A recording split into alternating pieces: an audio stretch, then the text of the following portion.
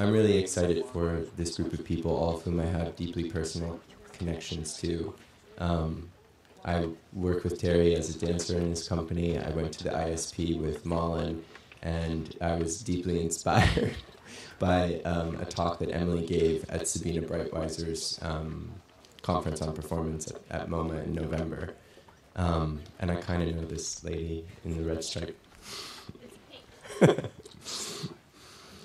Johanna Burton is an art historian, critic, and curator living in New York City.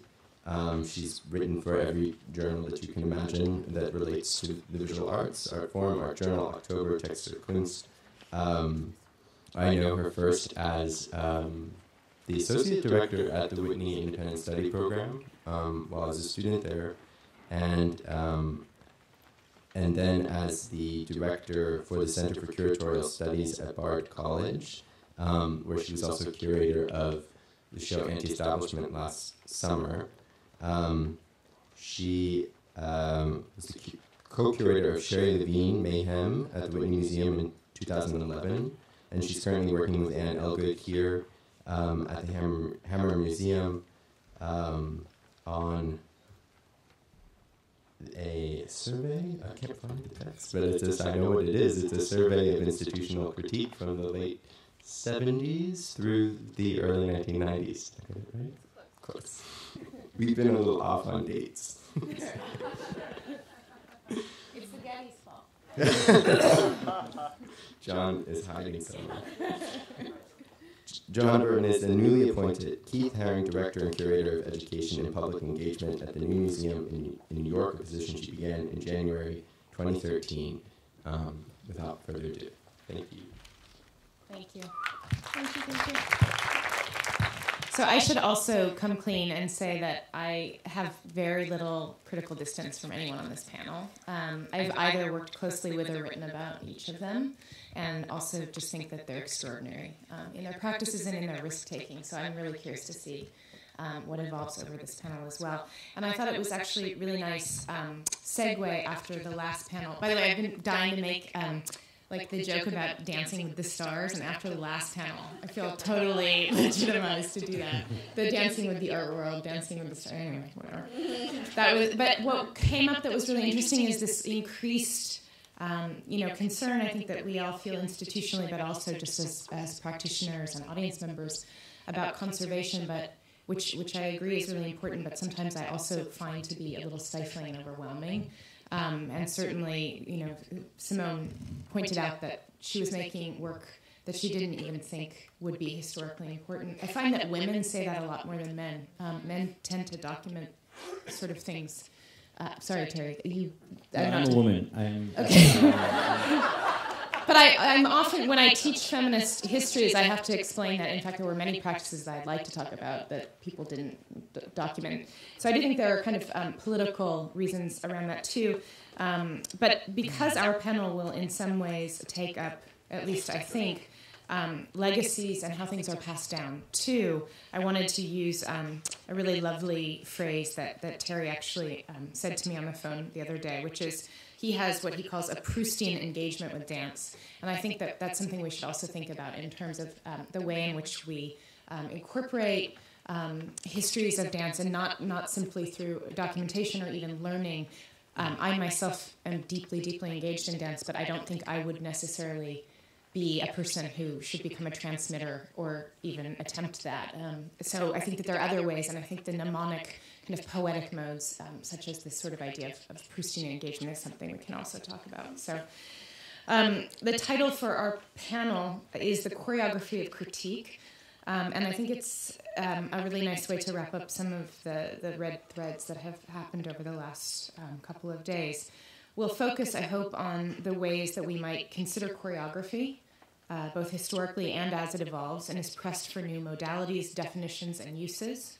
As practitioners, producers, and receivers of dance, I hope this panel will address with some specificity but differences as well, how the exigencies of our own and others' practices are laying new groundwork for discussions around dance and related forms. I think also the question of what dance is and what choreography is might, in fact, be addressed here. How do definitions of choreography differ across the fields of dance and art? how does choreography function in different artistic practices? And specifically for those on the panel, Ryan and Brennan and I wanted to pose a few questions. In your work, what potential does choreography hold to interrogate representation, spectatorship, and identity? How do you see choreography in relation to your investment in feminist and queer politics? How might your different perspectives on choreography contribute not only to a richer understanding of the current interface between dance and visual arts, but also shared political projects? And I think this is really key.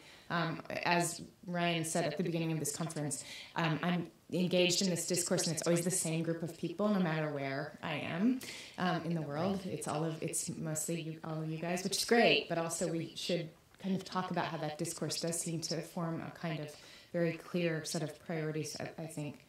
At the heart of some of these questions, I think, is a desire to consider inherited and or alternative legacies, what past practices inform our own. But how do we inhabit forms without fidelity, or better, with a kind of fidelity that is all the more rigorous for its awareness that ideas and ideals have to assume new forms in order to move forward? What are the doxas of dance? Might they accrue around the very figures and histories that continue to mark the field as good objects? And how might we, following Juliet Mitchell's idea of use, test them? And how do we bring bad objects back too? I think that's something that Douglas really beautifully got at. What kind of can we uncover? Questions of choreography, and here I'm being literal about etymology, also demand that we ask questions of criticism and theory. How are practices literally placed? And how do we place ourselves? I've asked each panelist to reflect on their own work and context in whatever they would like, but thinking about these questions. So each will present briefly, and then we will open up for a dialogue first within the panel and then with you. So I'm going to quickly introduce everybody. The speaking order is actually Emily, and then Tere, and then Malin finally, but I'm going to introduce everybody in alphabetical order. So Malin Arnell is an interdisciplinary artist, researcher, and educator based somewhere between Stockholm, Berlin, and New York, and we can actually talk about that sort of trajectory for performers as well. She was a founding member of the feminist performance group High Heel Sisters, and in 2005 she co-founded Yes Association. There's an exclamation mark. It's really important to mark that. Since 2010, she's a PhD student in choreography at the University of Dance and Circus in Stockholm. During 2012 and 2013, she's a visiting scholar at the Department of Performance Studies at Tisch School of the Arts in New York, at NYU. Tere O'Connor has been making dances for 30 years and is recognized as one of our nation's most influential contemporary choreographers, creating over 35 works for his company and touring internationally. He has created numerous commissioned works for other dance companies, including the Lyon Opera Ballet and a solo for Baryshnikov entitled Indoor Man. He's a 2009 United States Artist Rockefeller Fellow, a 1993 Guggenheim Fellow, and he has won 3 Bessie Awards, in addition to many other grants. He's a professor at the University of Illinois at Urbana-Champaign, dividing his time between New York and Illinois. His new work, Bleed, will premiere in December of 2013 in the Next Wave Festival at BAM. Finally, last but certainly not least, Emily Roysdon, who I actually went to ISP with, so we have known each other for a good long time, is a New York and Stockholm-based artist and writer. Her working method is interdisciplinary, and recent projects take the form of performance, photographic installations, printmaking, text, video, curating, and collaborating. Roysdon developed the concept ecstatic resistance to talk about the impossible and imaginary in politics. The concept debuted with simultaneous shows at Grand Arts in Kansas City and X Initiative in New York. She is editor and co-founder of the queer feminist journal and artist collective LTTR.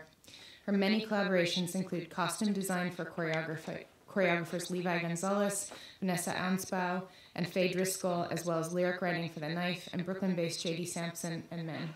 Roysdon has been shown widely, including at the 2010 Whitney Biennial, Tate Modern, Art in General, and her writings have been published in numerous books and magazines. She attended the Whitney ISP in 2001 and received an interdisciplinary MFA at UCLA in 2006. So with that, I will turn it over to Emily, who I believe is going to show projections. So if we can get that going, that would be great. Just to say thank you, Ryan and Brennan, for inviting me back to UCLA, where only a few years ago I had the privilege of being Mary Kelly's student. So it's really nice to have been brought back. You're expecting great things. So this paper is called Notes on Performance and Institutions, Notes on Transitions to Discompose.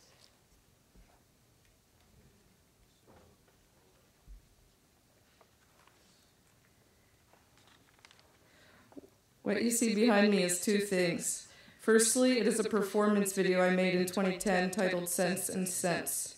Sense and Sense is a project from Stockholm that takes aim at their central public square, Circus, which was designed as part of the social democratic state to be the site of political manifestations in the city, and it is in fact used that way. I was interested in use and proper use, in regulation and improvisation. If one site is designed for political speech, what happens to the rest of the city? Also, importantly, this abstract pattern of the square is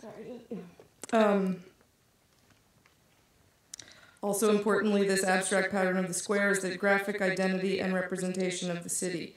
On posters, announcements, this repeating pattern of black and white represents Stockholm, an abstraction representing free movement, representing a city, an idea of a city. I wanted to use the vernacular movement of this place, walking, to explore the complex and abstract ideas of the site. So I asked MPA, my collaborator, friend, and interlocutor for the last 10 years, to walk on her side. We didn't practice, but we talked about it. How to create the illusion of movement. You have to push your shoulder harder into the ground and lift your hip in order to move your leg forward. The arm precedes the leg. Keep the feet flexed. Keep the butt tucked in. If the butt starts to triangulate in the back, you lose the sense of verticality. This project has two channels, and you are only seeing one, the wide shot, the shot with context, and thus the more political image. The other channel is a more intimate portrait of the physical struggle needed to create this illusion of movement. The two channels together, near and far, solo and contextualized, image the illusion and struggle of movement. So the first thing it is all of this, making a point regarding what a place is built for and how it is used, like the questions we're asking in this symposium. And the second thing it is today is a clock. This performance from one side of the square to the other took 15 minutes, so I will use this to tell time. Real time, outside time, public time, body time, abstract time. My 15 minutes transposed to those 15 minutes. And by the time MPA has crossed Circus tour, I will have told you a little bit about myself, introduced two projects, and asked a few questions. So I didn't begin my education as an artist. Instead, I studied international politics. I thought that I should be useful. I had a mentor, Iqbal Ahmad, who died while I was his student. I was in the office of another faculty member, Margaret Cirillo, when it happened. On another day, she had been the person to say, "We're here, we're queer, and we're not going shopping." That made a big impression. Iqbal died, and I let go a little bit. I slipped into a photography class. The first things that I really remember turning me on were David Wanarovich and pictures of Judson dancers. Those bodies and arrangements, sweatpants and running, chairs, mattresses, flags and falling, arrested and/or arrested in black and white. For the 10 years since, I've been thinking about the primacy of movement, how people move socially, politically, formally, publicly, aesthetically, and experimentally. First focusing on the relationship between image and movement, then moving into an expanded field of choreography, one not bound to dance, but equally relevant to collectivities and organizing. I've used photography, printmaking, curating as strategies. I've made performances in streets and squares and black boxes, written lyrics, texts that have life that are repeated nightly. And recently I've made costumes for choreographers. After years of watching, I wanted to participate on their terms, within their structures, institutions, and collaborative roles. To be at early phrase-building rehearsals, to be backstage, to be in dialogue.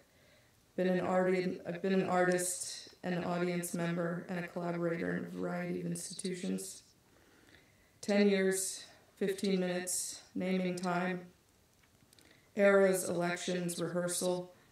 Is rehearsal a name for a kind of time or a need of a group? Is either thing able to be supported in a museum, this kind of time or need? For the past year, I've been interested in transitions, choreographic, interpersonal, governmental, the shifting of weight, changing of direction. Transitions, no matter the context or a political moment.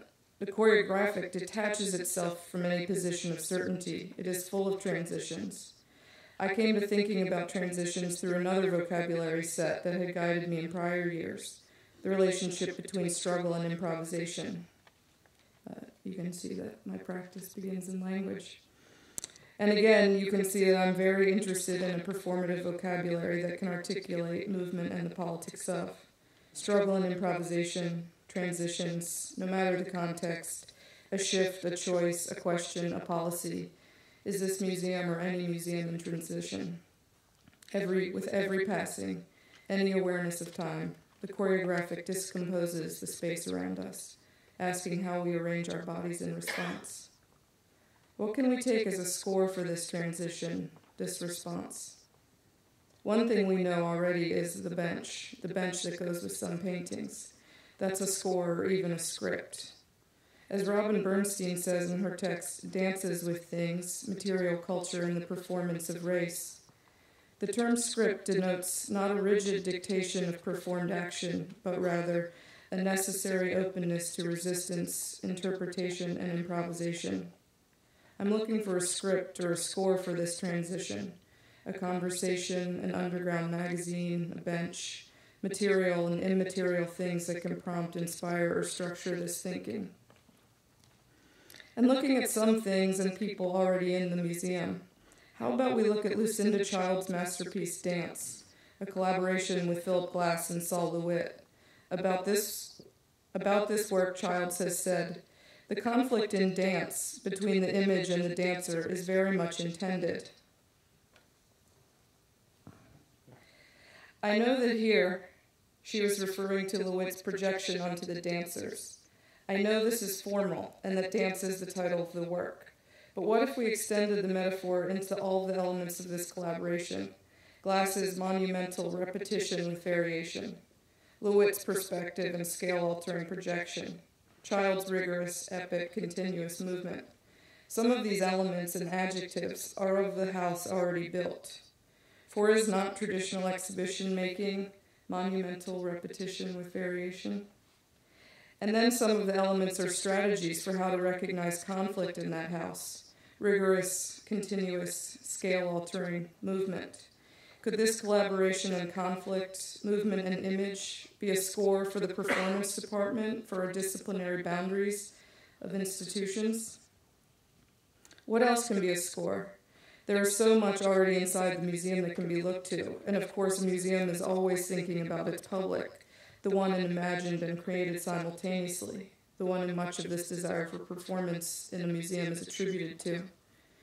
Gertrude Stein has said, the only thing that is different from one time to another is what is seen, and what is seen depends upon how everybody is doing everything. What is seen, how everybody is doing everything. In 1926, Stein wrote Composition as Explanation to talk about time sense, distribution, using everything, and a continuous present. She wasn't talking about photography or choreography, but she could have been. In her elliptical, if narrow, statement on epochal thinking, imaging and representation, what is seen, and difference, are aligned with the ability, potential, and mechanics of the body and technology, how everybody is doing everything. To which I add, how everybody is doing everything is what is different, and how difference is seen. What is seen depends upon how everybody is doing. How everybody is doing everything. Stein's everybody opens the door to the public. And her grand formulation, everybody, everything, is the precise counterpoint to the questions of use, regulation, movement, scripting, performance, collectivity, collections, and disciplinarity that we're thinking about here. I'm using Stein's sentence to enter an arena of publics, counterpublics, queer publics, subpublics, adding to my consideration of movement as discomposition. How we use space constitutes the nature of our political selves. Stein is writing about composition, but in the process she is discomposing language. I am talking about performance in publics and how in process they can discompose a museum. To discompose space, instead of renewal, instead of transgression, or even decomposition. To discompose is to let the structure reveal itself as you walk by. It is to take the whole operations of the museum in, not just what is inside the frame. Now I'll quickly introduce two projects relevant to these questions and vocabularies before MPA has crossed this square. In 2010, I was invited by Matthew Lyons to make a project at The Kitchen, a gay bar called Everywhere, with costumes and no practice. This collaborative performance project began with the idea that all of Susan Sontag's life and work took place in a gay bar. She never left the table. People come and go, styles, decades, regimes, and theories. This scene led way to a loose formulation about performance, performativity, and theorizing the struggle and ingenuity of queer life. The scene of the gay bar, everywhere, the refuge, ethics, desire, violence, and telling, rubbed up alongside the history of feminist intellectuals and the history of the kitchen. I invited participating artists to respond to this formulation. The no practice thing was real, true. We were all on stage together the whole time, watching each other's formulations unfold and being directed live as to how we could participate in each other's piece. Collaborators included, who are present, A.L. Steiner, MPA, Will Rawls, and Thomas Lax. Many others, Nicole Eisenman, Eve Laris Cohen, Neva Bustamante, Nancy Anspel, Jibbs, Celeste, many people. It was like a small festival on stage. And then one more briefly noted project is last spring I was commissioned by Catherine Wood and Kathy Noble at the Tate to make a project for their new series, Tate Live Performance Room, which is broadcast live online. Live performance for YouTube. I am a helicopter camera queen was my response to their very specific invitation. Given that it was a series, each artist would use the same room and have the same one camera technical setup. I asked for volunteers who were willing to identify as queer and or feminist, willing to identify, to perform the room with me, to make room, reconstruct an already heavily signified space, and to create a stage within their collectivity. 105 people participated in the choreography. I was thinking about the helicopter, the camera, and the queen as representations of territory and seeing, regimes of viewing and ways of understanding space. I had a very formal reaction to the room itself, and then my thoughts became dominated by the camera, which takes the place of the live audience, and to this I wanted to have a more hysterical reaction. I wanted the room to be full when the live stream opened, for a lot of people to look back on the one person on their own device at home.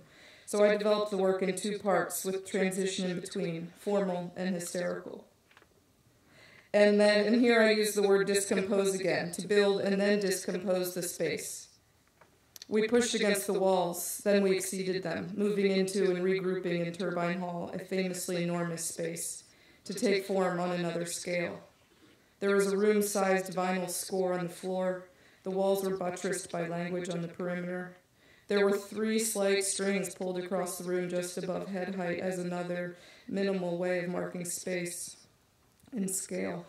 They were later taken down and snipped into pieces and attached to the camera lens to dress it up once we'd allowed it into the room.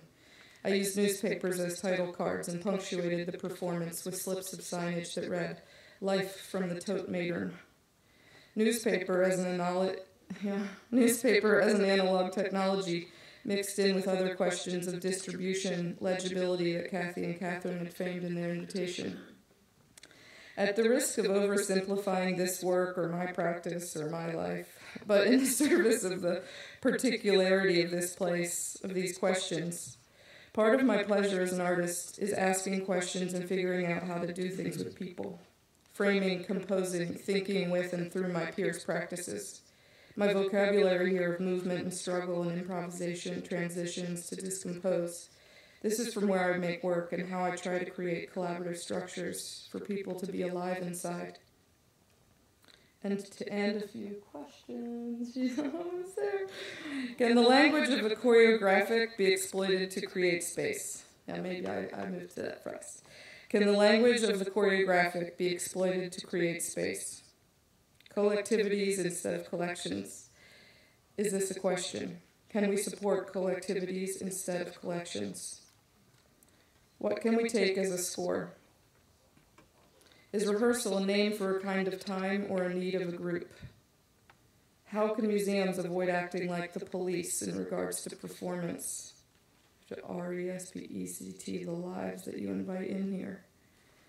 Is this a question, how to be alive in a museum?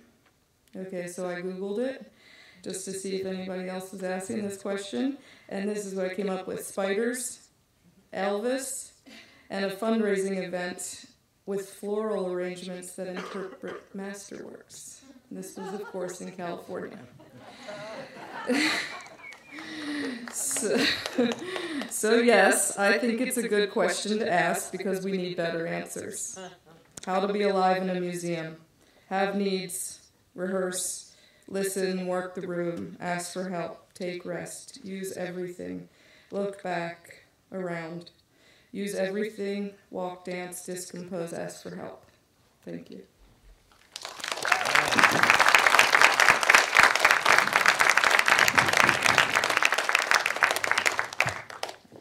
Thank you so much, Emily. So, Terry, on to you.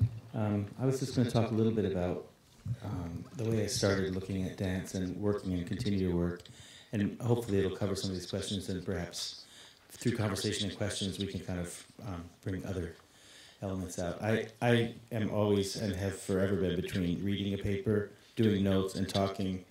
And those kind of three states are always coexistent, so I could get in a hurricane of elliptical thinking here, so somebody slap me if that happens.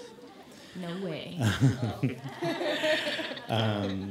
So just to start out, how I first approached dance, I was from a very small town. I just found dance in college. I'll go quickly. And right away I kind of fell in love with dance, and at the same time I found it very suspect from a very kind of innocent place, because there was so much in the history of dance, and I have due respect, but with that phrase I mean just the respect that's due for the history of dance, and there's a lot of very, very sappy moments in dance that I was really disappointed with as I started to get to know it, and looking at what people kind of were bringing forth in dance. I became really quickly alienated at a young age, and so I set out to do a research to ask, what can dance do? And I had been seeing that in the history of dance, in ballet, for example, I went to Purchase, and we were able to go see the New York City Ballet because we were run by the kind of half-wit Jacques d'Amboise. We had we could go see the New York City Ballet all of the time, and I did all the time go. And I was so shocked by the fact that grown-ups were watching something about swans, and I really was shocked. I was very shocked. And I remember seeing like these architectures in the échappé of the legs, and women with hairless genitals spreading their legs, and I was like, why are we talking about swans here? So, and this kind of like, almost like there was a megaphone of saying, try to locate a theme in this form, when I don't think that's the project of dance at all. I spoke earlier about, a kind of inverted relationship between the surface of a work and the internal mechanisms that are driving it, and that's kind of a difference between other forms, and a kind of an inimitable aspect of dance that I started to kind of corral into usage. I began asking questions and trying to bring the questions into my research, as opposed to looking to the world of ideas and then translating those into dance. That's another thing that I found pretty odious about the history of dance, is that dance was always a secondary form, and people looked at it as a form of translation, which I found difficult to accept, because I don't think that is part of its project to translate. Its project is to diffuse and to kind of open and to make multiple and to create porosity for a group of people to come to and agree to be alone together as they watch this thing. So I tried to figure out ways to use the form. And for example, the first thing I started with at a young age was unison, because I remember seeing these dances where people were in unison. I thought, wow, I love that. And at the same time, it's very decorative, and I wanted to wrest it from a kind of decorative place. And so I did a deep immersion into the using unison in my work, and also role-playing with the dancers willfully, talking to them, saying, like, I'm going to enact an oppression here. We're going to look inside of the kind of the fundamentals of dance and try to look at some social injustices that are available in this form. And we're going to use this one, and I would make these incredibly convoluted phrases that I would say, then you have to kind of individuate through this kind of standardization of behavior. And that's what happened with me, and unison became a very rich metaphor for a lot of the systems of the standardization of human behavior against which I rail in my life. And I feel that they're still resonating in my work, and the dances look like the dancers are very much in complete unison and about to just burst into flames. So there's that contrast in there. I also started to look at tangent as a really important element of dance, that, whereas many historians or critics would look at dance and say, this doesn't make sense, or this piece started out like this, but then it went down some road that didn't answer the promise at the beginning. I thought, well, those are exigencies of narrative, and that's not what dance is doing. So I started to use tangent as a kind of validated building tool. And also referring to what Sarah was saying before, I came up with this idea of erasure as a form of construction, that it isn't just ephemera, it's an actual tool that you can use, that there's this kind of one disparate element in contradistinction to the next one, and the erasure of that and a new one, and there's this like tessellation of these journeys through that kind of create the dance through time. So I started to use all of these ideas, and I made a couple works where I tried to privilege tangent as a real kind of almost a writing tool, and then a subsequent kind of understanding of the structures that were required to make that work somehow, that weren't available. There isn't a kind of history of dance structures that you can use. So for me, I started to understand each work as the invention of a structure for that work. And so it continued from that down the road. I started becoming a little bit, moving away from abstraction at a certain point, and I started to bring social injustice into my work. I felt like I wanted to put banners on my work, political banners. So I started to bring those in the form of language and kind of very stated injustices written and performed by the dancers, and that was one journey that I took to try to kind of have a relationship with language a little bit more. And I went there, and that was really interesting, and then that led me back to a kind of new embracing and a consistent experimentation with abstraction. And I was happy to say that here that Simone said, where did abstraction go? Because I feel like one of the things that Cunningham left us is a potential for a new abstraction that isn't about an obfuscation of something, but it's about a kind of moving into consciousness that dance can really offer, and I don't think really has yet. So I've continued to work in a movement realm, and I'm doing so now. The next piece I'm going to do that continues this idea of research inside of the form is called Bleed, and it's going to be at BAM, as you stated. And what I'm doing is I'm kind of extracting an idea that's from the center of my making, which is a kind of queering of language, I think, that happened literally from being a severely closeted human being, and where language was situated in that. There was an external language that was deliverable to everyone, and then there was an internal language that started to kind of detach and redefine, and there was a use of grammar that was a subterfuge where I could start a sentence out, and by the end I could make it a question, or I could stop at a prepositional phrase if I thought I was in some trouble. And that became a really important and really central element of my making. I feel that dance is kind of like grammar with the nouns shaken off of it. And it's kind of grammar eating the nouns and bringing forth potential structures, or even structures that are unviable inside of a linguistics, but inside of dance, that they could be a kind of suggestion of another way of looking at things.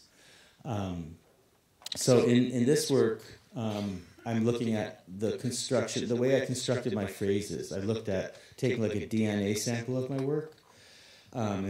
Because I work it with a great illogical, I don't ever let the weight fall in the right direction. I never am kind of referring to a kind of organic use of the body. And so I wanted to look at what was happening. And the basic idea that's going on there is the kind of coexistence of these disparate elements and going from one to the other without any... I work under this umbrella idea that I call the nexus of irreconcilability, that these aren't moving towards an accumulation or a finality, but they're creating systems. And so I've looked at this application of difference in close proximity, and I'm expanding that out into 3 pieces that I'm making. I'm making 3 very different works, and then I'm going to collapse them into the 4th work, kind of looking at the potential for syncretic aspects of dance, how one moment affects the next, and new microcultures are born inside of the work. So the 3 works are Secret Mary, which Ryan was in, and was a work where I started to come to an understanding of how I'm very involved with the younger arts community and teaching, and also with my peers, and the way that kind of just being a swim in all these ideas with people and the friction that young people's ideas afford me. I wanted to kind of bring that into a work. So in a very controlled way, I let these 3 or 4 younger makers kind of come in, and we had this kind of back and forth of authorship, with the final distinction that I made all the decisions. And I work that way in an unapologetic way. That's not a problem for me. I think the suggestion that being an author is got tyranny behind it is a kind of idiocy that we hear a lot of. Because there's a lot of other levels going on and complication at once. So that was the first piece. And then I did a piece called Poem, where I was looking at ideas that have meant a lot to me in the past, artifice and technical ability in the body and a re-examination of technique, and poetics and dance, how important those are. So that work got 5 dancers in it, and those were shown together at the NYLA last year, New York Live Arts. And now next I'm making a piece with Cynthia Oliver and David Thompson, and this is where I'm getting into the really Proustian mode, because I have this new idea about the way that dance is perceived. Dance is always talked about as a kind of simulacra. That's why it was wonderful to see Trio A and not talk about a memory of it. And in the same way that, if you look at Magic Mountain and someone was writing about Magic Mountain, they can't disassociate Freemasonry from every sentence that's written in that book. But in dance, people will remember 3 or 4 images, and they critique that. And so I'm really trying to push against that by really turning up the level of complexity in the work. And with David and Cynthia, I'm going to be making a very, very, very hyper-complicated work. And a kind of the state of making that, the kind of meditative state of an ongoing, constant, additive process is going to be part of that. And that will also bring me into the final piece, Bleed, which, again, just in terms of reading this idea of erasure as a form of construction, how one thing goes to the next thing, goes to the next thing, something is lost, and as that's lost, there's a specific new thing that has to do with that loss. That's how I'm going to look at making Bleed. Some of these works a lot of this will be erased, and it might be just the kind of cloud of what was there that creates this other piece, or I might refer to it. I don't really know. It is pretty experimental for me, and I'm definitely scared to death because it's going to be at BAM, but that doesn't really matter. But the other thing it is it's a kind of double-edged thing. It's a kind of an ability to allow people into process, because everywhere we go with this piece, where we tour it, we're going to be doing what we call interrogations, where having the audience come into either rehearsals or after the shows and interrogate the work. And by that, I'm trying to kind of point to an anxiety people have about having the voice to talk about the work. And so this sense of like, hey, wait a minute, what's going on in there? And I don't really talk in those until the end. And we're trying to get the people in the room to create a language around what they've seen and to figure out just that idea that what you saw is what's going on, and try to collect that in these public settings. Then I talk afterwards. But so yeah, that's what's going on next. And I guess the thing I'm really looking for is that all the ideas that I think, and something that gets confusing to me, I was talking about a kind of quiet mandate there is right now about a social engagement in work. And I really, one of the things that I think is a problem is that dance, the place where politics reside, are really subterranean in the work, and I feel like that's something I really think is important about the form. That's what it has to offer. So all of the politics and the ideas I'm looking at are kind of swirling down into the motors of the choreography and creating something on the surface that isn't a depiction of the ideas, but it is created by them. And that's a really important element of dance for me, is that it isn't about creating reifications of ideas. In many ways, I feel like dance is a journey away from language. It starts from language at the title, and then it just disassociates immediately, unless you're in a completely mimetic mode. But that's a very important part about it, is how it exits language at the same time as it resituates language inside of it. That, and also the idea of, well, I think I'm going to stop there. Was it 10 minutes? I wasn't watching the clock, but 5 or 10 minutes. Well, I think that questions could bring out more, because I could just talk for a long time. All right, that sounds great. Thank you, Tere.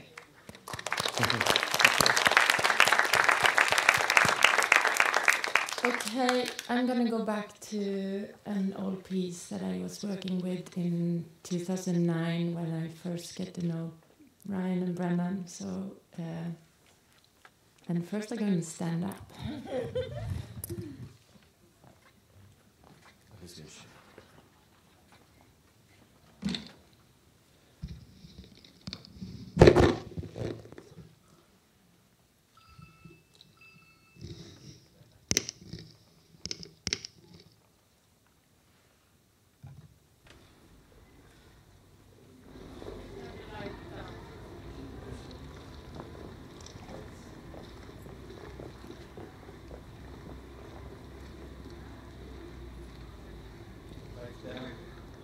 Lights down, please.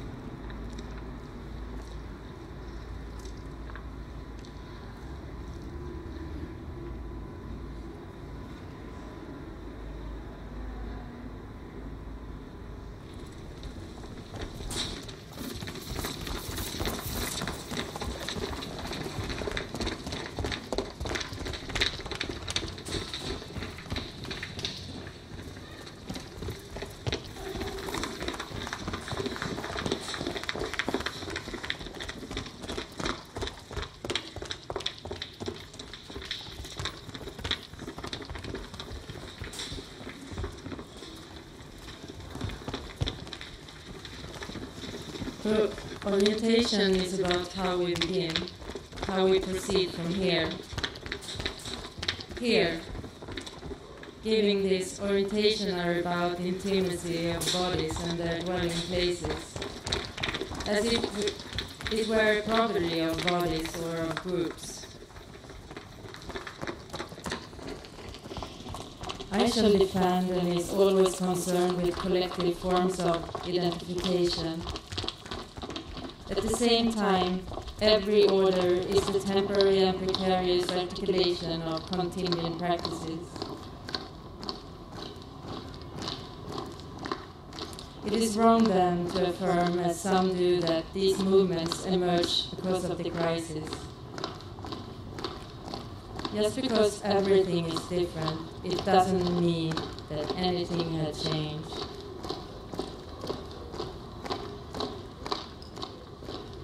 The more impossible it seems, the more necessary it becomes. For example, what form of we, they, would it imply?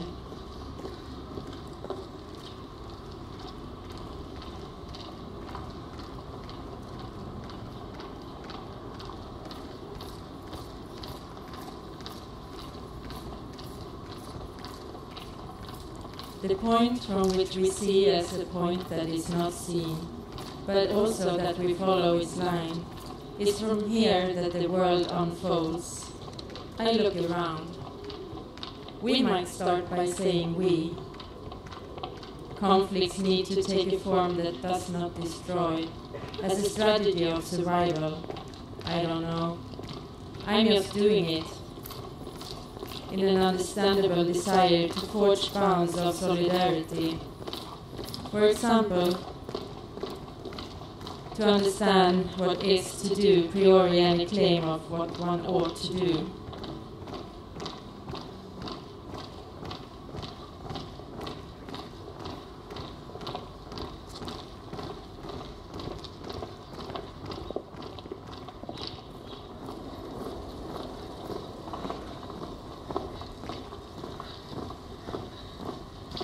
Social action requires a performance which is repeated. The act is not constructed with the real, but constitutes a reality and facilitate which has no meaning. Facticity which has no meaning. We are today in the midst of an important restructuring, and I will limit myself to the aspects which are relevant. My central aim is a political one, but there is an entirely different aspect of the question.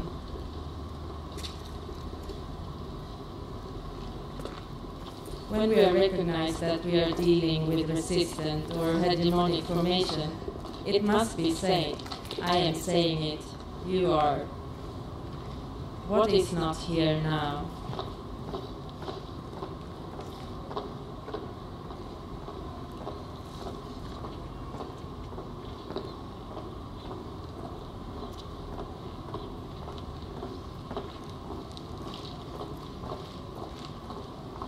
You will remember, if you react as I obviously do, the other paradigm, the conception of society as a complex ensemble of heterogeneous social relations, possessing their own dynamism.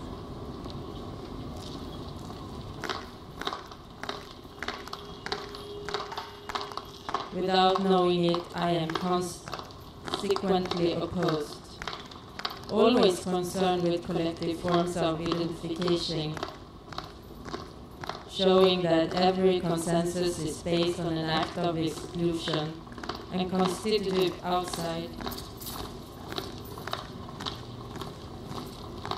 Likeness is an effect of proximity or contact. Likeness is an effect of the proximity of shared resistance. It doesn't command attention.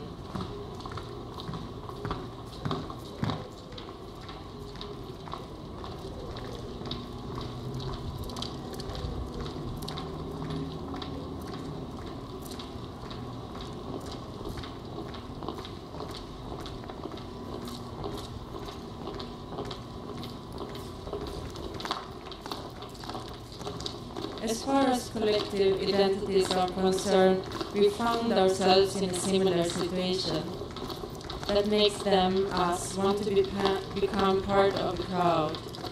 But here is another drive.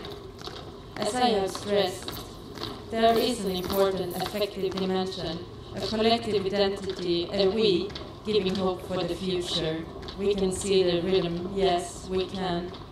The instinct of aggressiveness and destructiveness, however, as I have said, one should not blame new forms of inequality. It is precisely here one sees the line.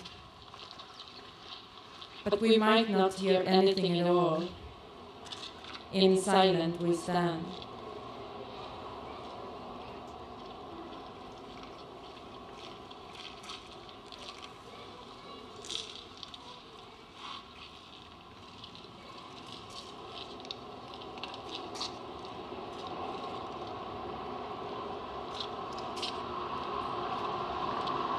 Body stands out when they are out of place, and the moment when the body appears out of place are moments of political and personal trouble. On the street or in the bus, the act becomes dangerous.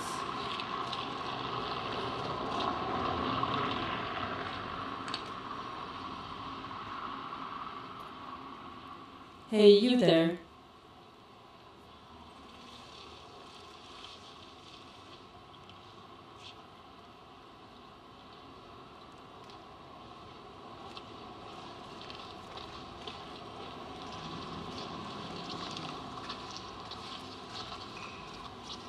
As I have said, the subordination of woman is a very old phenomenon. Hey, there's cars coming, I don't know. This is why we urgently need an alternative approach. It doesn't feel like anger, though. Bodies are orientated when they are occupied in time and space. Such a performance is an orientation towards the future, insofar as the action is also the expression of a wish or intention. Whiteness and other colors orientates bodies in specific direction, affecting how they take up space and what they can do.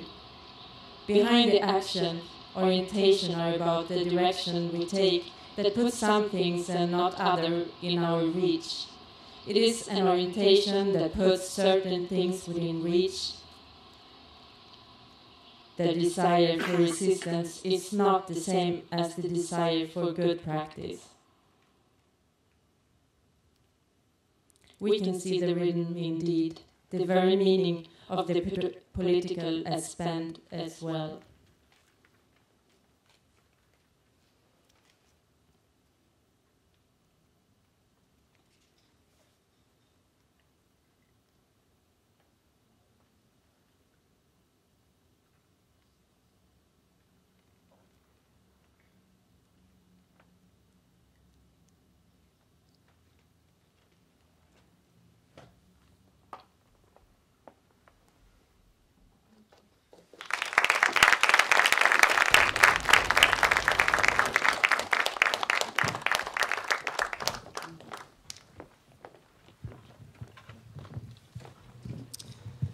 Thanks, Malin. All right, so we'll have a maybe 15-minute discussion between the four of us, and then we'll open up to you guys. We're going to go till about 5:15. Is that all right? Okay. Because we started a little bit late. So obviously, there's a lot on the table to talk about, and I would like to start by asking the really simple question, which is how are we defining choreography? This is our term that's on the table, and my guess is that having a little bit of dialogue about how you each define that term really specifically would be useful. Tere, you're nodding, so...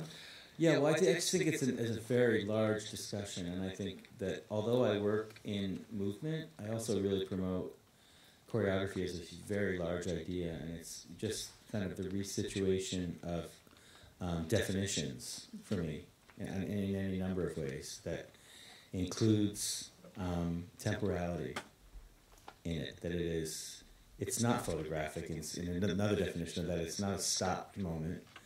And I refer back to a lot of the dance writing that talks about that it takes out stopped moments to write about the dance, when instead it needs to include that those are going away all the time and adding up. So this idea of just definition versus time moving forward, and that can be applied in many ways, including science, I think, or politics. I also think it is a polarity buster, that choreography is a kind of way of looking at including spectrum, including even the reference that Yvonne and Simone were making to improvisation as loose, which I disagree with. I think improvisation has a lot of rigidity, and fixed choreography has a lot of looseness in it in terms of how idea floats through it. And I also think that improvisation is a fast version of choreography. The results are the same. There's something to look at in time. Whether it's fixed, it's all decided on in a moment or in a long consideration. So again, the spectrum from improvisation to hyper Byzantine constructed work, it's just a spectrum. And I think that's the thing that I've learned that choreography is more I see it applied. I mean, even politically, the kind of this against that that's constantly going on could be helped by an idea of choreography. So there's this against that and all this minutiae that's kind of defining it in other ways that isn't being seen. So it's an amplification of relativities, I think. Okay. Malin, do you want to jump in? I think my definition on choreography is like movement in space over time. Yeah.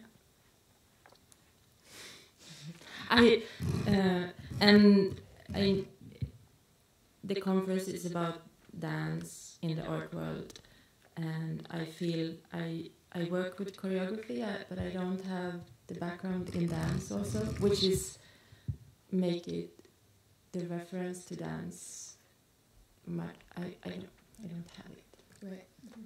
I worked with Danser and choreographers. I have done clothes for them for many years, a long time ago. But my understanding of bodies in space, I think, comes more from sports or from being a basketball player. So I think that's how I understand movements more. That's my training. Yes, which is actually really, I think, interesting also relative to the fact that what you showed was what you also didn't show, which we could also talk about. But so do you we'll talk about identification in a more thorough way in a moment, but do you identify with this? I mean, every time that we gather a bunch of people together that we want to talk with, and they get sort of blessed and burdened with new understanding. So you've now been asked to participate in a conference about dance, but you probably don't totally identify with that context at the same time as you identify with aspects of it. So the temporality issue seems... I mean, I think I desire dance more than... Yeah. You desire it. Yeah. Okay, we'll get back to that. I think desire is going to come up in a moment. So Emily, what's your definition? I could, align myself with what Tere said. I mean, both of them really. But I think what I was trying to do in that talk is talk about choreography through language, to question how we can explore it and create possibilities and or expose limits. And I mean, yeah. So I entered choreography as a field. I started thinking about it and strategically sort of mobilizing that term in order to think about it in relationship to the kinds of collectivities that I was interested in, which originally comes from a political field. So that's how I got there. It's interesting because I think all of you have thought about choreography as a way of opening on to competing narratives that are produced with others. But, of course, out in the world, you often hear people talking about how they choreograph on other people, which is not a term that has really come up so much in this conference, which I find interesting. So there's a way in which, I mean, without getting into there should be no author, because I don't think that that's necessarily the most productive route to go, there is still this question about the choreographer versus choreography as a thing in the world. None of you have talked about sort of being the choreographer. You've talked about choreography as something that can be kind of implemented, which I find interesting. I very specifically do not have any training in this body. And if to desire something, it would be a fantasy. I often fantasize about somebody directing me. I've never let them, but I think about it. Terry? I'm ready.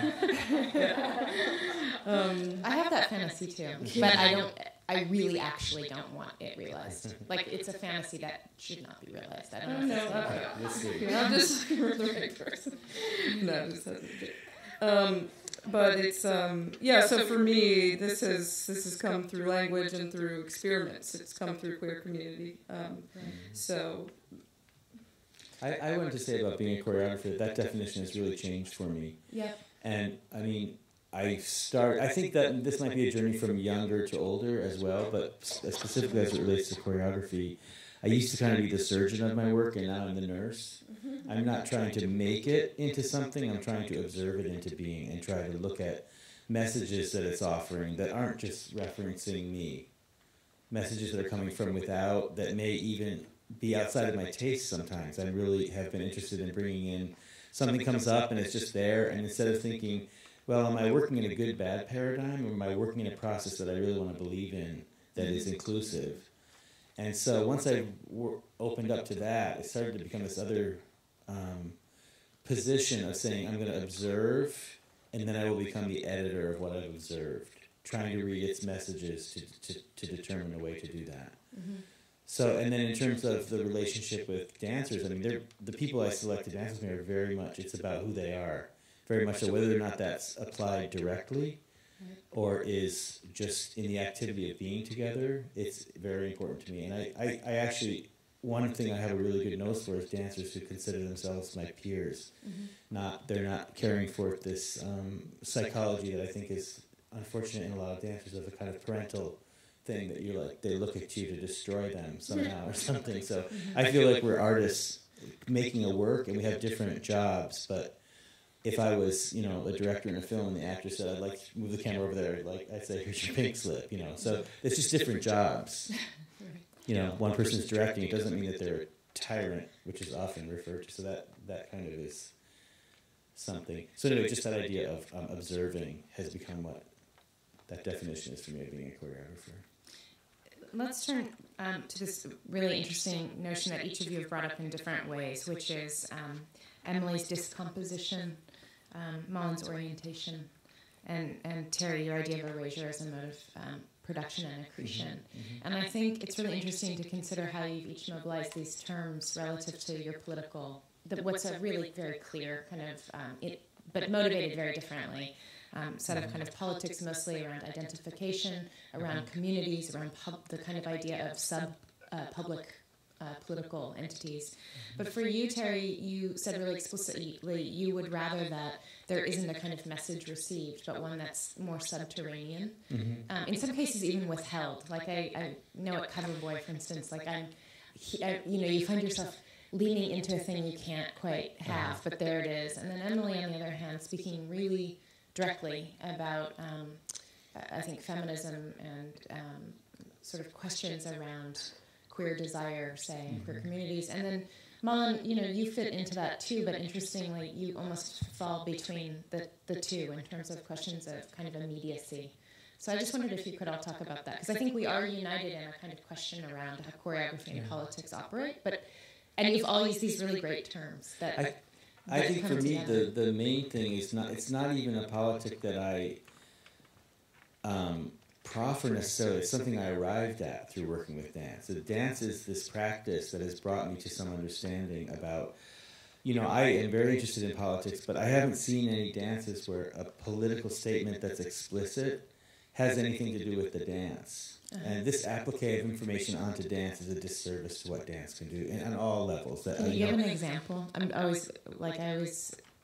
Young Jean Lee's feminist, whatever the hell. Yeah. Okay. I mean, it's such a banal use of dance, and it situates dance as a joke. It says feminist on the front of it. It's a really kind of simple use of dance that I would go elsewhere to look at discussions of feminism myself, not to that dance. What's that? I wanted an argument. Yeah, a lot of people did. So do you want to respond? I mean, I actually think this is like a crucial it's question. fine. That's fine. It's fine, yeah. Oh, no, I didn't need to argue. I just wanted to throw it out there. A lot of people love that show. A lot of people love yes, that show. That is true. When did it happen? I was there, but same time you were. It was last year. Was it 2 years ago? I don't know. It was last year. It was at Brishnikov, right? When I was, I don't want to start a fight about that piece, but I would love a fight about how we now discuss politics. It's not even a fight. It's not even a fight for me. It's just where I'm living. That is a really simplistic discussion of that. that subject matter, and I think books are really good for discussions like that. So, but for me, what's interesting is how feminism may reside in my work and drive the work without creating statements about it, and not as an evasion, but as a kind of look at consciousness and the way that dance can talk about language resituated into a smaller area of consciousness. And so there's a lot of times when dance, the actual choreography itself, is a wind that's blowing behind an idea that's being stated. And it's for me, it's a real, it's an abdication of the real use of what dance can do. So, and it's all over the place. I mean, the Swan Lake for me is a joke, but this idea of an idea appliqued onto a dance is something that I have a resistance to. Malin, Emily, either of you want to talk about your own thinking about your... I mean, both of you, I think, more overtly manifest your political questions or your fidelities, right? I think sometimes I can be more explicit in language, but, you know, a lot of the times I'm dealing with certain kinds of abstraction. I used to think that I was a really literal person until I realized I was a really abstract person. And so I think that this... I think that it really sort of falls between the spectrum. It's for me, I sort of can return to this thing about, like, I'm as interested in building context as I am making work. That's both related to the idea of being a choreographer, what is choreography, and politics. And also this thing that I put in, that I read a second ago about, creating structures for people to be alive inside. Again, that's about politics, that's about choreography, being a choreographer. And it's about ways that people communicate, ways that people move. So that's sort of my little micro environment. Malin? Yeah, I think more... Also, I'm very interested in the choreography that happened on stage right now, or the choreography that Ryan and Brennan had done to put this together, and the limitation of our position, where we are, the like the object, like that. Like, this is also choreography that we all have to kind of engage in and move around, and of course this affects both the way we are able to think and communicate in this space, but also how our body feels when we're like sitting here. And I think that kind of choreography I'm very interested in. So, just to sort of engage, so a question about choreography as a response to authority? Yeah. Or not a response. I mean, both a response, but as also a use of authorial use, of course. How society is choreographed. Yeah. In terms of an idea like a response, it's something I've been thinking of recently is that really, really deep inside of my work, I mean, you could look at my work and say that it's a reference to, and it willfully is, to concert dance, but inside of it, that structures that are happening are, I call it a-commercial, but they're not anti-commercial. And I think that's really a difference. I've arrived at this place where I create systems that don't want to behave in those ways. And they're not necessarily speaking out against those ways, but they are just evolving somehow as a kind of parallel voice to kind of maybe to destabilize or maybe to match. But I guess for me, the older I get, the less I feel that my work is about a depiction of my politics. I'm really interested in a convergence of politics that don't get agreed upon, or looking at the work as a place of convergence on many levels. That there's a lot of work of people who have very difficult politics that I really am glad is here, and I wouldn't want it to go away just to state their own politics. Someone like Lars von Trier is an obvious example of someone who's often pointed at as, but those may be his politics, or they may not be his politics. The work resides outside of him and his identification. So again, I just feel like there's many things can happen in a dance that do something other than other art forms, and that's what I'm kind of looking for in it. So. Yeah. I mean, sorry, Emily, go ahead. Okay, I was just going to say, to use an example that's already been thrown out, is Young Jean Lee's Untitled Feminist Show. One of the things I loved about that was it seemed to me all about performativity, more than actually about politics, which is one of the reasons that I had so much pleasure with it. And I thought the mobilization of humor was like, I mean, I felt like I should be wearing a seatbelt because I just kept wanting to get up on stage. I was just like, let me do it.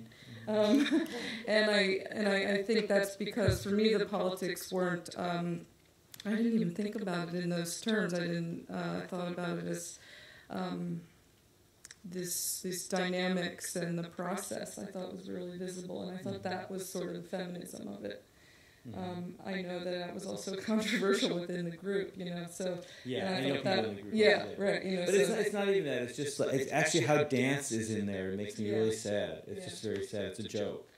Yeah, I didn't think about that. Yeah, it is. And then there's mime in there that's being used as dance, which also is problematic for me.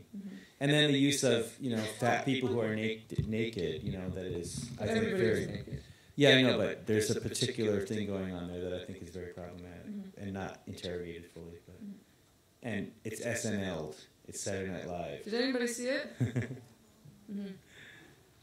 Maybe we'll talk about that. Let's wait one more moment, because I think we're going to open up in a second. I just wanted to get to one kind of related thing here, and also... It would also be good not to get into a whole alley of Young Jean Lee.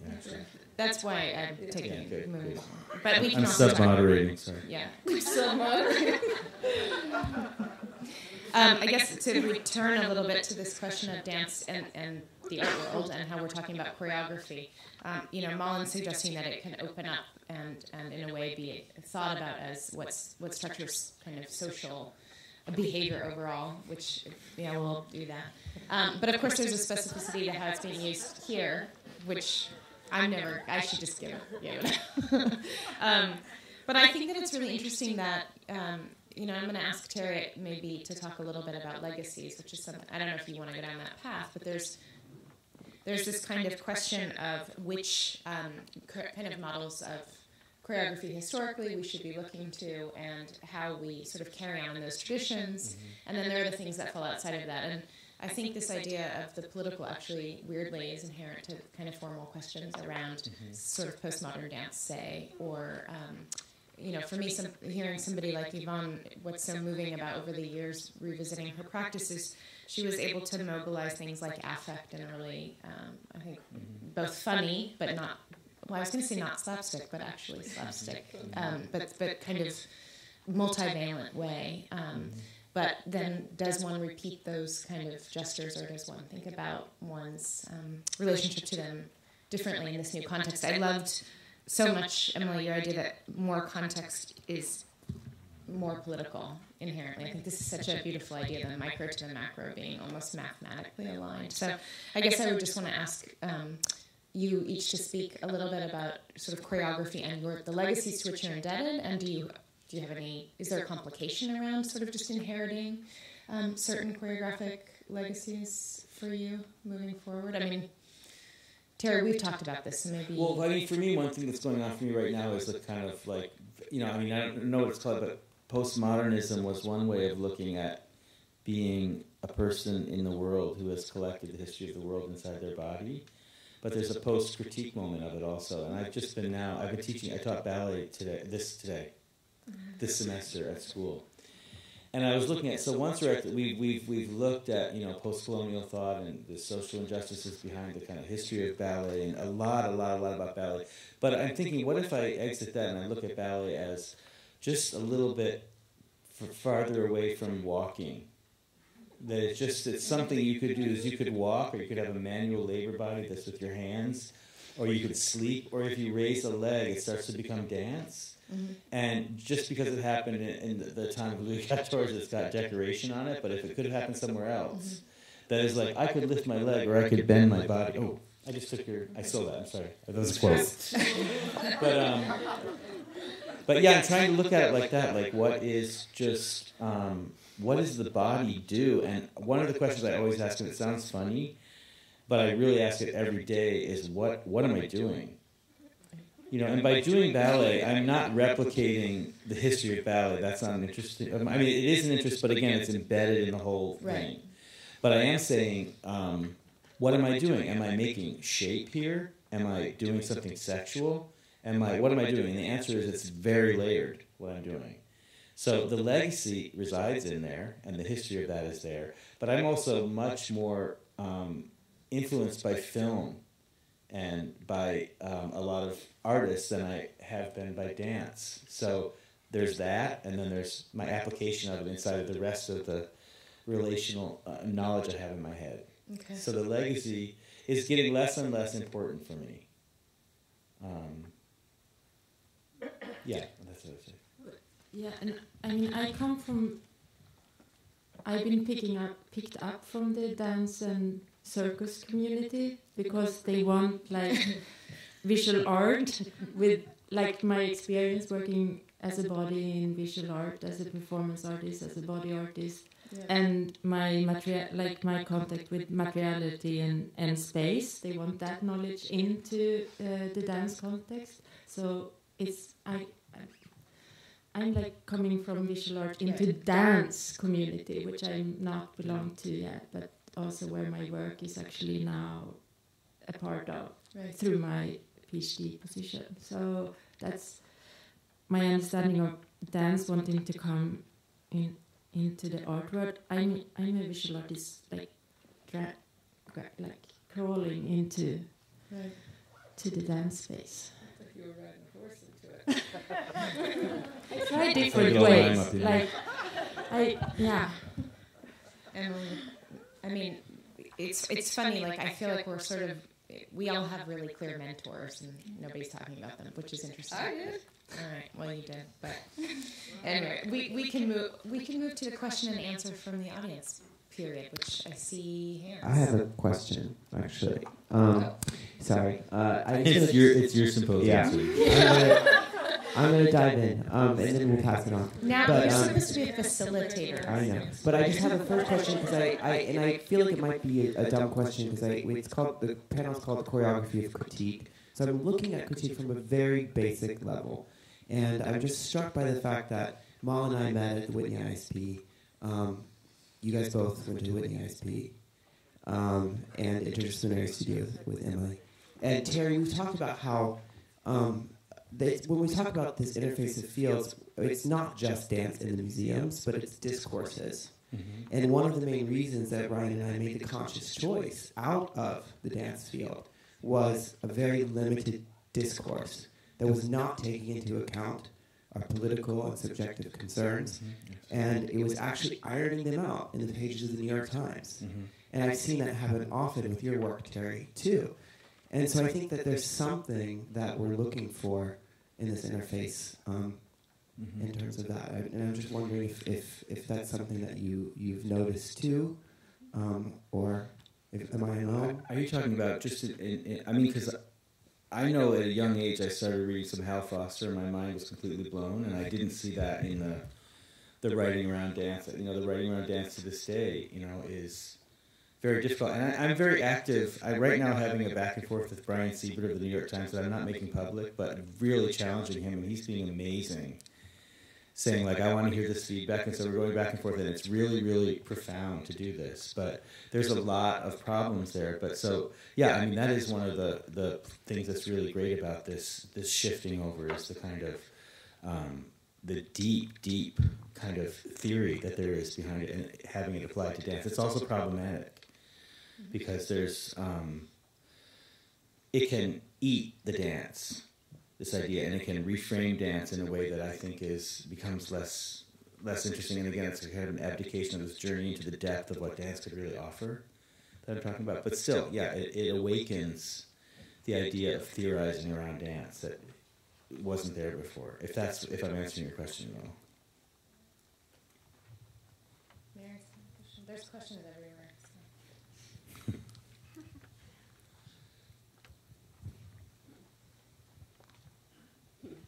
I can't resist making kind of left field comment about feminism because it came up earlier, and now in your kind of discussion about the discourses that might inform the practice. I was very taken with everyone's fantasy about being directed or directing.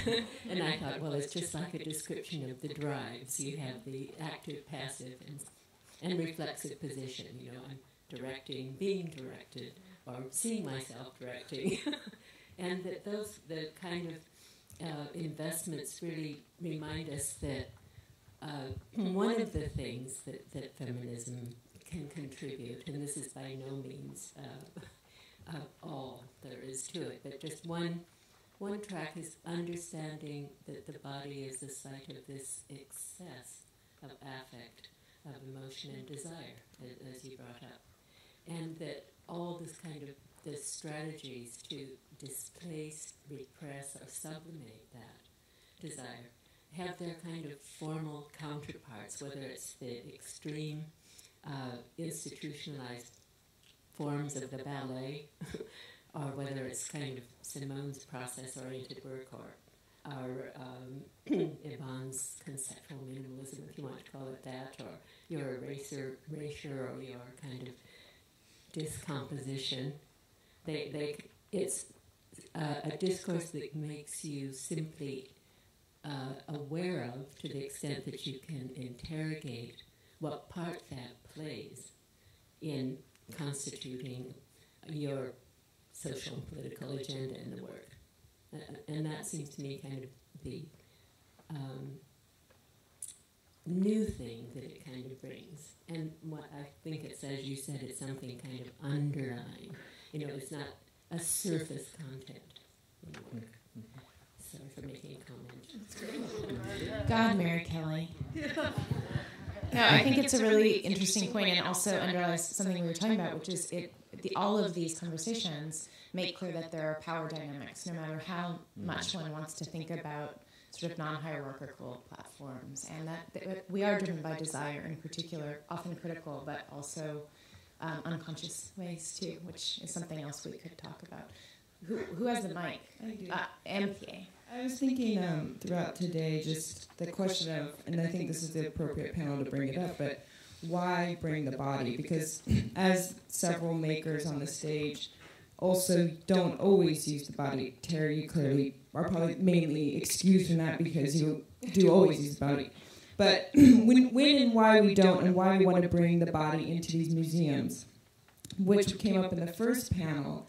And I thought it was interesting when Sabina said that it was during Trisha Brown's budget that she saw this, how much this costs, like how much this piece and what it was worth. And that I find it in this conversation that we're teetering around the economics, that in the history of when performers or dancers have arrived into the museum, there's actually always been an economic discussion around it.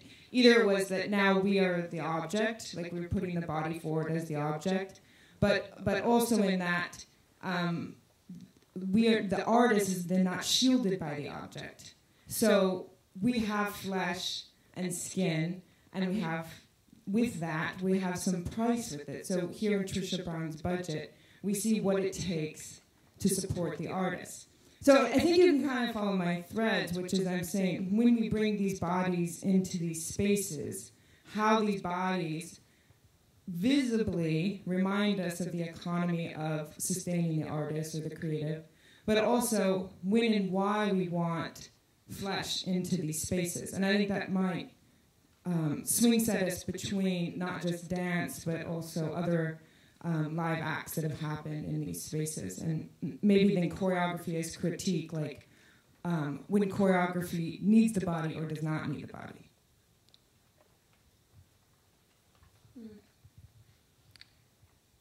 Well, I mean, if there's a few questions there. The economies of the visual arts versus the economies of the performance art field or economy in general. I feel like lots of people are having that worked out on them right now. The people in the institutions and the artists who are fluid between what we're calling distinct fields, although a lot of us don't actually think of them as that. But then I can say, like, why do I want the flesh? Yours? We've worked together a lot. And what do I think how do I think that resonates in these different architectural, formal, historical contexts? For me, I'm very interested in the possibility of one life, of like what is human scale. I'm interested in doing things and both sort of gesturally, but also in terms of organizing within the scope of like my possibility in yours, right? So what we can do discursively, and then I'm not sort of the kind of artist that wants to rent a crane. Like when we shot that, I was like, we did that in one take. I hung off the adjacent building by telling a lie. And, so it's just like I just want to sort of try to do things in this experimental way. And I feel like we do that. I feel like we can do that. I feel like we can do that with lives and with bodies. And, that's... Yeah. Do we have... How many more questions? One more question. Oh. I happen to be holding the microphone, so I'll try to make it very brief. I think thanks for the amazing panel. I think I'm having a little trouble with the use of the term the body, as if there is one such category, and as if there's one such thing as dance, or even one such thing as art or the museum, especially given, of course, the really powerful hierarchies that bodies are marked by, not least race and sexuality and gender, and as Yvonne powerfully reminded us of, age. And I wanted to ask a question to this panel, maybe to this conference, even though it's probably another conference, to maybe just think for 1 second about the question of ableism, that I think is a really powerful shaper of the dance world. And so to just maybe even just utter the word disability in this room and have that resonate for... I dealt with that recently when I asked for volunteers in the Tate Project. A lot of people showed up who identified as able or disabled in different ways. And somehow the producers had questions about that, and then later the viewers had questions about that. For me, that wasn't a question. The invitation had been, if you want to participate, be willing to identify as queer feminist. If you're willing to stand in this room and be looked at in either of those ways, however you come, we can work with that. So, but that was a less, that room was structured discursively, not in terms of like what we generally think of as dance or another kind of choreography. I mean, that's such a pointed look at this, but I think, and maybe answering that question too, that this is very personal, but I would offer this, is that a lot of dance has a kind of narrative of joy of movement in it, and I actually think I use the body because I think the body is super imperfect. I come from insane Catholic parents, and so I have that legacy in me, but I think it's really problematic to have a body, and I have a really dark relationship. I do have a very dark relationship to the body, and I think that's a lot of what I'm problematizing in my work, and it's kind of couched in histories that have brought a standard of beauty to the body against this abject body that I might be discussing, and that could reside in there somehow. Not quite as explicitly stated as you are talking about, but... I think it's a nice question to end on, too, because we are addressing kind of questions of critique and political sort of positions that we take up, and I think everybody in different ways talked about mobilizing different ways of looking and different ways of performing as a mode of kind of defining choreography within a set of practices that I think, it opens up a lot of the questions that we started on today. And the last thing I was going to say that's interesting is, you don't actually perform in the museum, right? No, actually, we perform a lot in museums, but I don't make it so distinct in my mind as this discussion is going.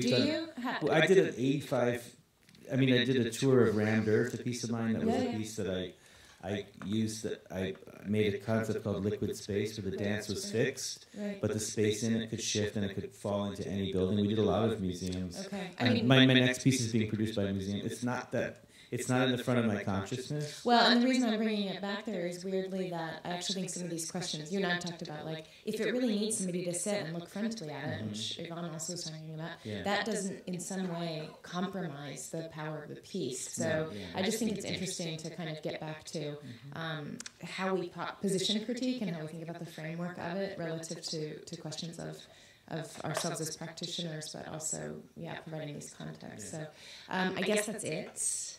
And what's the schedule? Yes, we have to take a break now because this is a union house, unlike dance and art. This is a union house. So we're going to take a break, and we're going to meet at 6 o'clock p.m. at 6:15 in the annex, which is right next door, for our concluding session, roundtable, and a performance event. Thank you.